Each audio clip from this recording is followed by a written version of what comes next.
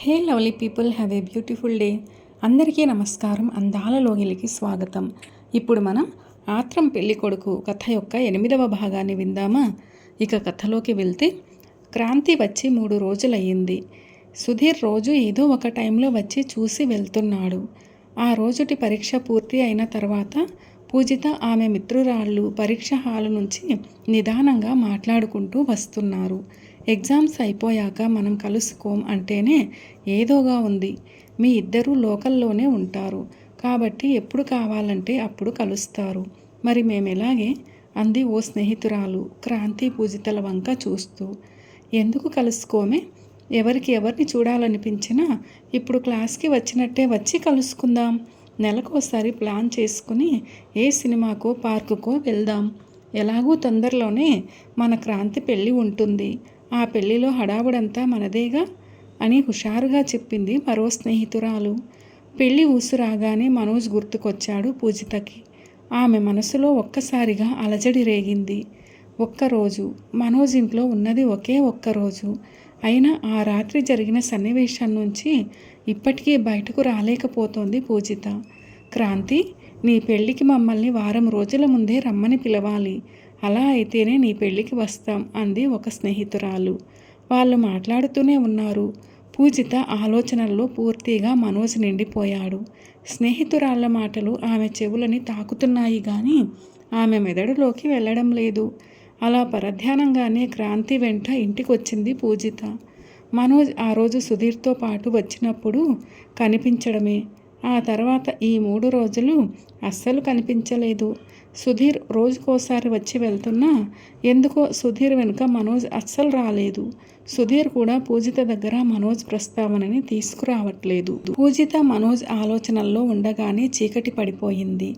రాత్రి క్రాంతి వడ్డించిన భోజనాన్ని నిర్భావంగా తింటూ ఉంటే ఏమైందని అడిగిందామె.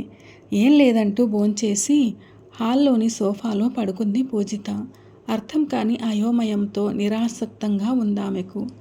ఆలోచనల్లో పదే పదే కదలాడుతున్న మనోజ్ రూపాన్ని, అతడి మొండి మాటల్ని నెమరు వేసుకుంటూ ఏదో లోకంలోకి జారిపోయింది పూజిత. ఆమె ఆలోచనల్ని చెదరగొడుతూ సెల్ ఫోన్ మోగింది. ఆసక్తిగా చూసింది. అది సుధీర్ ఫోన్ నుంచి. అంతే. ఆమె కళ్ళల్లోకి వెలుగొచ్చింది. వెంటనే కాల్ ఓకే చేసి హలో అన్నయ్య చెప్పు అంది. ఎగ్జామ్ ఎలా రాశావు అని అడిగాడు సుధీర్.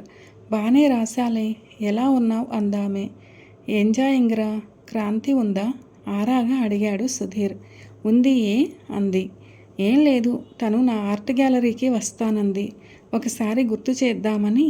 రేపు మధ్యాహ్నం 2 నుంచి రాత్రి 9 గంటల వరకు ఉంటుందని చెప్పు అన్నాడతను. ఓహో, చెప్పావు కదూ, మర్చిపోయాను. క్రాంతి నేను వస్తాంలే అంది పూజిత. సరే, భోజనం చేశావా అని అడిగాడు సుధీర్. అంది పూజిత. మనోజ్ ఎలా ఉన్నాడని అడుగుదామని ఉంది పూజిత మనసుకి. కానీ ఆమెలోని ఆత్మాభిమానం ఆమె మనసుని పిచ్చతిట్లు తిడుతోంది. ఇంకేంట్రా, ఉండనా అన్నాడు సుధీర్. అడుగుదామా వద్దా అని ఒక్క క్షణం సందిగ్ధంలో పడి తర్వాత అయిష్టంగానే సరే అంది. అవునరా, మర్చిపోయాను. రేపు ఎర్లీ మార్నింగే మనోజ్ పెళ్ళి. నిన్ను తీసుకురమ్మని మరీ చెప్పింది మనోజ్ వాళ్ళ బామ్మ. ఆవిడతో సరేనని చెప్పాను. మరి నువ్వు వస్తావా అని అడిగాడు. పూజిత తప్పకుండా రాను అంటుందని సుధీర్కు నమ్మకం. ఏమని చెప్పాలి అన్నదానికంటే మనోజ్ పెళ్లి చేసుకుంటున్నాడు అన్నదానికి మాట రాక రేపు మార్నింగేనా పెళ్ళి అంటూ ఒక్కో అక్షరాన్ని అయిష్టంగా ఆగి పలికింది పూజిత. ఆమెలోని భావం సెల్ ఫోన్లో అస్సలు తెలియలేదు సుధీర్కి. అవునరా, రేపు తెల్లవారుజామున 5 గంటలకే ముహూర్తం. నువ్వు వస్తానంటే చీకటితోనే రెడీ అయి ఉండు. వీలు చూసుకుని నేనే అక్కడికొచ్చి నిన్ను తీసుకువస్తాను అంటూ తన ధోరణిలో తాను చెప్పుకుపోతున్నాడు సుధీర్. పూజిత కోపంతో పళ్ళు కటకటలాడించింది. ఆవేశంతో వెంటనే ఊపిరి తీసుకుంటూ నేను రాను, నువ్వేం రానక్కర్లేదు అని విసురుగా చెప్పింది. ఆమె జవాబు ముందే ఊహించినట్టుగా సరే అయితే నీ ఇష్టం, జాగ్రత్త, ఉండనా అన్నాడు. కోపంతో వెంటనే టప్పున ఫోన్ కట్ చేసింది పూజిత. ఆమెకు ఒళ్ళంతా మంటగా ఉంది. మనోజ్ పెళ్లి చేసుకుంటున్నాడు అనుకుంటూ ఉంటే ఆమెకి మనశ్శాంతిగా లేదు. తెల్లవారి 5 గంటలకే ముహూర్తం అనుకోగానే పూజితలో ఆమెకే తెలియని ఒక భావోద్వేగం గుండెల్లో నుంచి ఎగిసిపడి ఆమెను ఉక్కిరిబిక్కిరి చేసి ఊపిరాడనివ్వట్లేదు. మనస్సులోని అలజడి మరింత పెరిగి ఏదో గొంతులో అడ్డుపడ్డట్టు ఉంది ఆమెకి. మనోజ్ శరీరం ఆమెను చుట్టుకుని అతని పెదవులు ఆమె పెదవుల్ని తాకిన దృశ్యం మళ్ళీ మళ్ళీ ఆమె కళ్ళకి గుర్తుకొస్తోంది. ఆ దృశ్యం కదలాడగానే ఆమె మనసు మళ్ళీ గజిబిజి అయిపోయింది. ఈ గజిబిజికి కారణం మనోజ్ తనని ముద్దు పెట్టుకోవడమే. అదే తనలో రకరకాల ప్రతిస్పందనల్ని రేపింది అని మాత్రం ఖచ్చితంగా గ్రహించింది పూజిత. అంతే, ఆమెకి మనోజ్ మీద కచ్చగా అనిపించింది.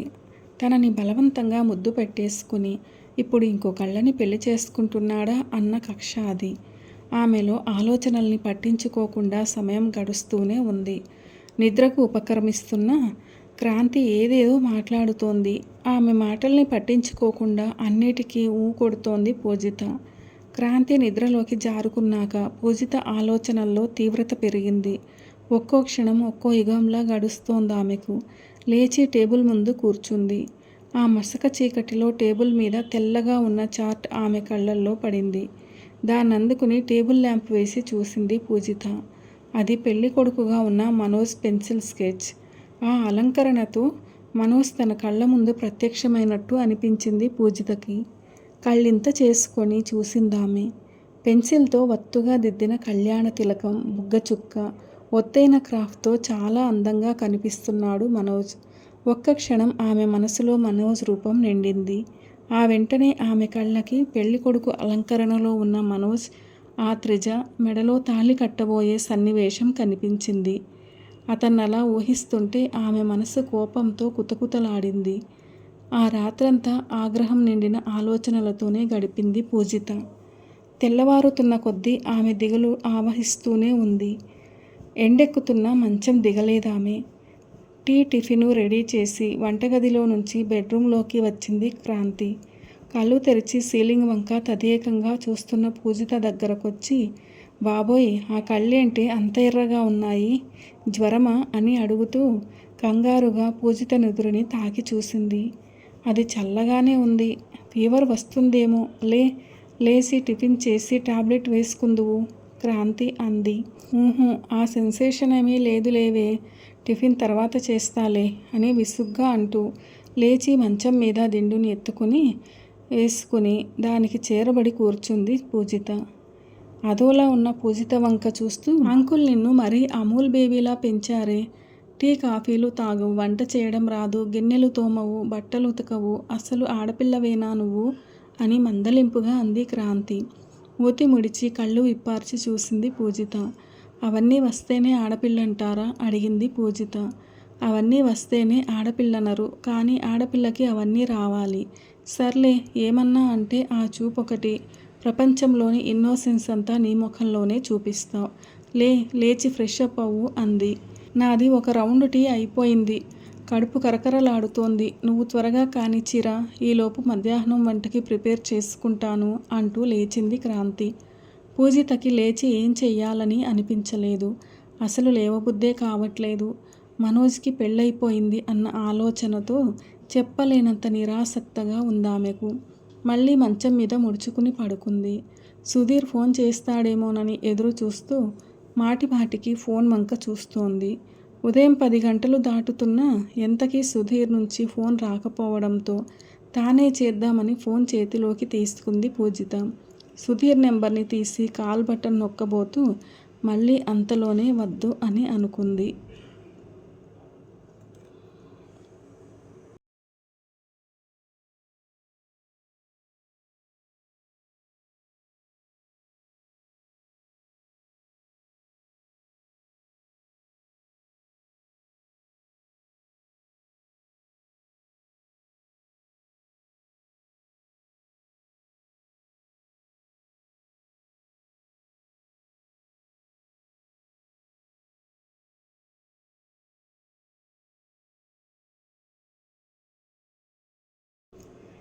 అసహనంతో ఫోన్ని పక్కన పడేసి కళ్ళు మూసుకుంది. కొంచెం సేపటికి వంటగదిలో నుంచి క్రాంతి మళ్ళీ గట్టిగా పిలవడంతో తప్పదన్నట్లు మంచం దిగి ఫోన్ ఛార్జింగ్ పెట్టి బాత్రూంలోకి వెళ్ళింది పూజిత. ఆమె స్నానం పూర్తి చేసి వచ్చేసరికి నీ ఫోన్ తెగ మోగుతోంది, ముందు వెళ్ళి చూడు అంది క్రాంతి. పరుగున వెళ్ళి ఛార్జింగ్ తీసి చూసింది పూజిత. ఫోన్లో తండ్రి నుంచి సుధీర్ నుంచి మిస్డ్ కాల్స్ ఉన్నాయి. వెంటనే ఆమె సుధీర్కి ఫోన్ చేయబోయేలోపు మళ్ళీ సుధీరే ఫోన్ చేశాడు. వెంటనే చెప్పు అంది. ఏం లేదురా, నేను గ్యాలరీ పనుల్లో పడి నిన్న అంతా డాడీకి అస్సలు ఫోన్ చేయలేదు. ఇందాక ఆయనే నాకు ఫోన్ చేశారు. నీతో మాట్లాడతానంటూ ఫోన్ నీకు ఇమ్మన్నారు. బాత్రూంలో ఉన్నావని, వచ్చాక నీతో ఫోన్ చేయిస్తానని మేనేజ్ చేశాను. ఒకవేళ నీకు కాల్ చేస్తారేమో, జాగ్రత్తగా మాట్లాడు అన్నాడు సుధీర్. అలాగేలే అని ముభావంగా చెప్పిందామె. సరే ఉంటాను అన్నాడు సుధీర్.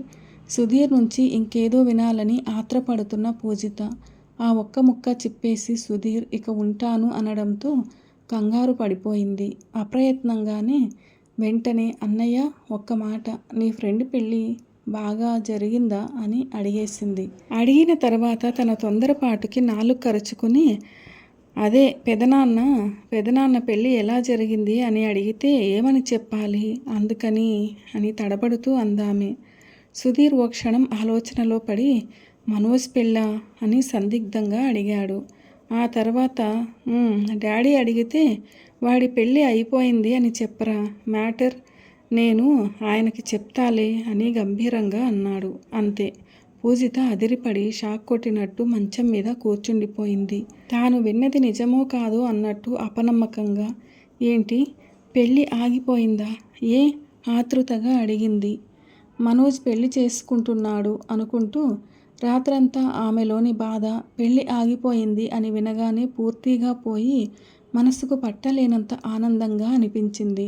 తన మనసు లోపల మనోజ్ పెళ్లి మీద ఇంతటి విముఖత ఉందని ఆమెకి ఈ క్షణమే తెలుస్తోంది. నిన్న సాయంత్రం మనోజ్ ఏం తిన్నాడో ఏమో, రాత్రంతా వాంతులయ్యాయి. పెళ్లి పీటల మీద కూర్చోగానే కళ్ళు తిరిగి పడిపోయాడు. నీళ్లు కొట్టినా ఏం చేసినా స్పృహలోకి రాలేదు. వెంటనే సెంటినీ హాస్పిటల్కి తీసుకువెళ్ళాం. డాక్టర్లు ఫుడ్ పాయిజనింగ్ అయిందని అన్నారు అని చెప్పాడు సుధీర్. పెళ్ళి ఆగిపోయింది అని విన్నప్పుడు పూజితలోకి తొంగి చూసిన సంతోషం మొత్తం ఆ మాటతో ఆవిరైపోయింది. కంగారు పడుతూ మనోజ్ని హాస్పిటల్లో చేర్పించారా? ఇప్పుడు ఎలా ఉంది? ఇంకా అక్కడే ఉన్నాడా? నేను చూడ్డానికి రావచ్చా అని ఆదుర్దాగా అడిగిందామె. ఆమెలోని కంగారు సెల్ఫోన్లో కూడా స్పష్టంగా అర్థమై నివ్వెరపోయాడు సుధీర్. పూజితకి మనోజ్ అంటేనే పడదు అనుకున్నాడు. ఇప్పుడు ఫోన్ చేసినప్పుడు కూడా ఆమెకు ఇష్టం ఉండదనే మనోజ్ ప్రస్తావన తేకుండా ఫోన్ పెట్టేద్దామనుకున్నాడు. కానీ పూజితే పెళ్లి గురించి అడిగి ఆ పెళ్ళి ఆగిపోయిందనగానే షాక్ అయింది. మనోజ్కి బాగోలేదని చెప్తే చూడ్డానికి వస్తానంటోంది. ఒక్కరోజులో ఏమైంది? పూజితలో ఇంత మార్పేంటి అనుకుంటూ ఆశ్చర్యపోయాడు సుధీర్. టెన్షన్ పడకురా, నేను గ్యాలరీ వర్క్ కుర్రాడికి అప్పగించి జస్ట్ ఇప్పుడే హాస్పిటల్కి వచ్చాను.